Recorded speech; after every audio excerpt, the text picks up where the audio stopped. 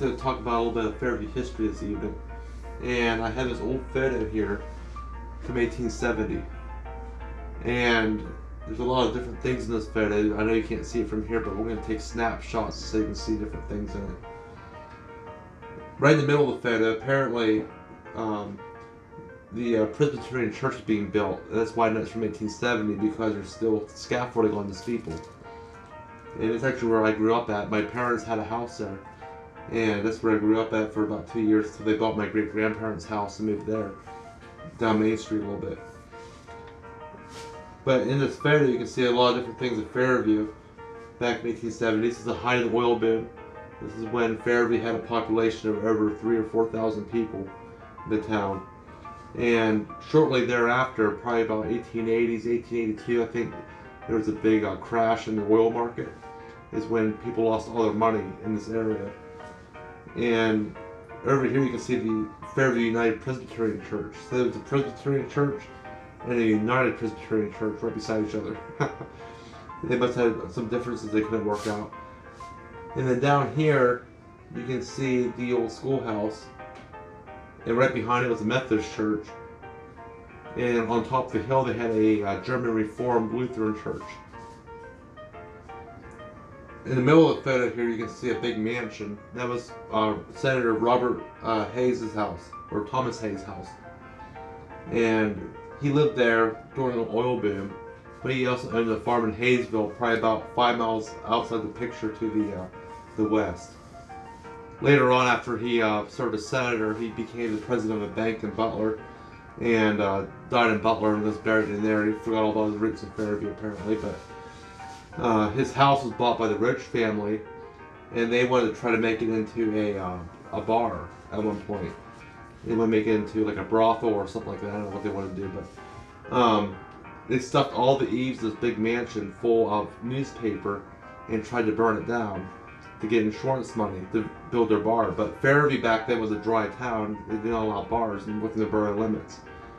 And the house eventually had to be torn down. And currently today, the Clayton family lives there now. They built a new house built in the 1940s or something like that on top of the old foundation. This little small church here is where there's a big brick church today. It's one of the last surviving churches in the town. They actually still hold services along with St. It's actually, I made a mistake earlier, it was St. Peter's Church on top of the hill, the Lutheran church. It's still operating as well, but they go under a different name now. They don't associate with the Lutheran church anymore. Right here in the photo, you can see a big building. It's actually a 4-story building, which was pretty big back in the day. That was an old hotel building, and right behind it was a cemetery. And the cemetery is still there, but all the buildings all torn down. There's new buildings that are built now, new houses. Not new houses, but they're built like in the 40s and 50s. And behind the cemetery there was an old dump and a coal mine. It's still there. You can find evidence of all that today. If you look at the front of the photo here, there's a little boy sitting here in front of the top of the fence. It looks like an old Civil War fence. It's right after the Civil War, I'm pretty certain, because the church was built in 1870. You can see an oil well there. You can see a few more out in the distance. Right beside the church, you can see the old Gibson mansion. It's still standing today. Right now, a slumlord owns it, and it's in 2 apartments, and it's falling apart into pieces, but it's still standing. All the details inside of it are torn out, except for the transoms above the door. There's a stained glass transom above every door in the house. And at one point, it had a spiral staircase in it. It was also built in 1870. If you look very closely with a magnifying glass, you can tell that the windows are not in the house yet in this photo.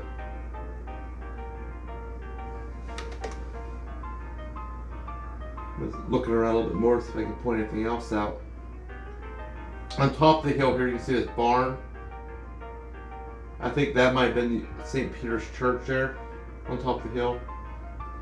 But there's a barn up there. That property up there is owned by the McGarvey family. And it's actually one of my relatives. And they lived up there their whole lives. They had a daughter that was a spinster and didn't get married. But she came down to the church, down to the Presbyterian church. And she died in 1945 when they dedicated the organ that the church gave away last year and gave it to some basement evangelist. But she walked outside the church after the dedication of the organ. And Roland English, he was a big, he had a lot of money from Grove City. He had a hardware store. And he bought the organ for the church. And after the whole service, she walked outside and had a heart attack and died in the front steps of the church. The street below the church is named Edgar Street after Roland Edgar English.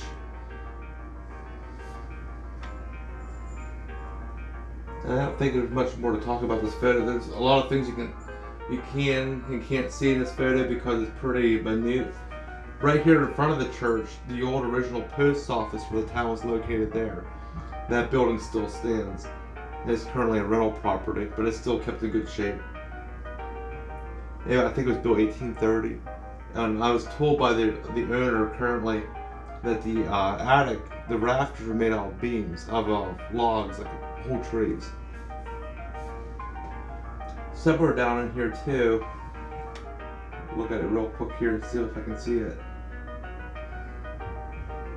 This building here in front of the Gibson Mansion was actually a hat shop.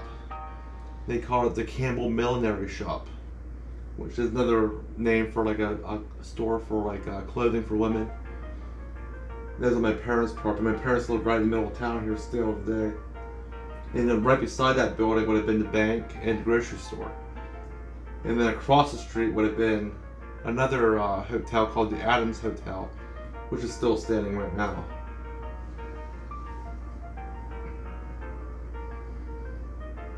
If you look way out far in the distance, you can see the ridge out there. It's not a mountainous area, but there are hills and valleys. The whole way out there, you're almost looking North Washington, the next town about 6 miles away, and out towards Broome. So that's a pretty neat photo. This was stored in the attic. It's all water damaged because of being stored in the attic, but the picture itself is not damaged, so that's a good thing. In addition, this church here, this is the oldest church in Butler County still today. It was founded in the 1790s when the Scotch-Irish settled the area. And I actually have a journal here that is from the old church. I think it was started in 1837. And there's a lot of different things in here. The whole book's falling apart right now. But it tells you when everyone who died, he got confirmed in the church. The original church location in Fairview, it didn't start until 1858. And the original church started in Bear Creek Cemetery near Petrolia. So in 1858, they had a log cabin church in Bear Creek Cemetery. And they got rid of that church and built one in Fairview.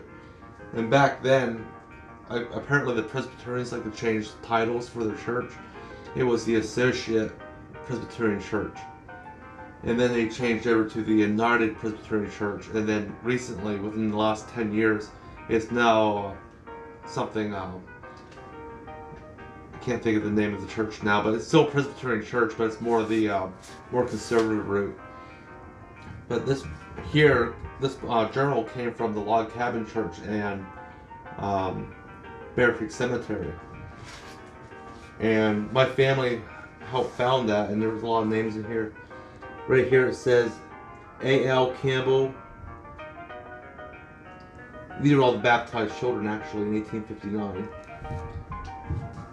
I can't read the writing too good. Here it says Mr. Andrew Campbell died January 20th, 1863. And you can see the writing, how kind of coarse it is. It's elegant, but it's hard to read anymore. And I can write cursive, but I can't read their cursive. In here, someone must have got some money because they're writing in blue ink. Apparently that's something special there. And here it talks about the Scrubgrass Church. In the Scrubgrass Church, it's also a Presbyterian church up by Embleton. And they're actually the church that started Grove City College. They had their own theological seminary or college type thing going on by the church in Scrubgrass. And then in 1873, I think, I'm not really sure about the date, they started the college up in Grove City. So Fairview Presbyterian Church in Scrubgrass and all the Presbyterian churches in northern Butler County started Grove City College back in the day, before they became non-secular or whatever else. So I think that's about all I have to say. I also have a picture up here on the wall which has glass in front of it, which is kind of probably blurry in the film, but it shows the Fairview Presbyterian Church, a little white building here in the original photo, back in the 1870s, maybe 1860s, I'm not sure. I'm thinking at least 1870, but it might be earlier. But it shows all the real froofy gowns and stuff from that time period. And maybe next time we'll get on the cemetery itself and go look at some important people that are buried down there that are associated with all these different things, because they're all buried at the same cemetery. So that's all for tonight. Thank you.